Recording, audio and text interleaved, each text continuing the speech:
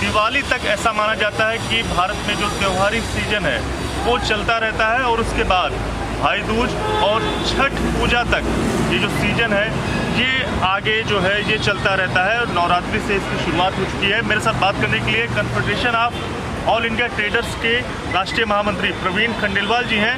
Sir, किस तरह का जो अनुमान है वो व्यापारियों की तरफ से लगाया गया है, CIT की तरफ से लगाया गया, और क्या जो बिक्री है वो रिकॉर्ड तोड़ रहेगी इस बार?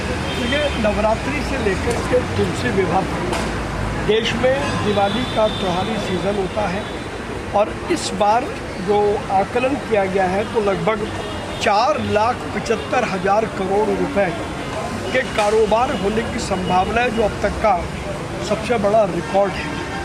और इसके दो मुख्य कारण हैं। पहला, प्रधानमंत्री नरेंद्र मोदी जी द्वारा जो GST में इतनी बड़ी रियायत दी गई कि 18 और 12 से निकाल करके 5% के स्लैब में लगभग 400 आइटमों को रखा गया, तो उससे न केवल हमारे व्यापारी की लागत कम होगी, कंज्यूमर की परचेजिंग पावर बढ़ेगी, और जब परचेजिंग पावर बढ़ेगी तो कंजम्पशन बढ़ेगा, कंजम्पशन बढ़ेगा तो प्रोडक्शन बढ़ेगा, और जब प्रोडक्शन बढ़ता है तो उसमें प्रोडक्शन से जुड़े जो कारीगर हैं उनको भी बड़ा रोज़गार मिलता है। वहीं दूसरी ओर प्रधानमंत्री जी ने स्वदेशी बेचने और स्वदेशी खरीदने की भी एक अपील की है, जो अपील हर व्यक्ति के दिल में घर तक जा रही है।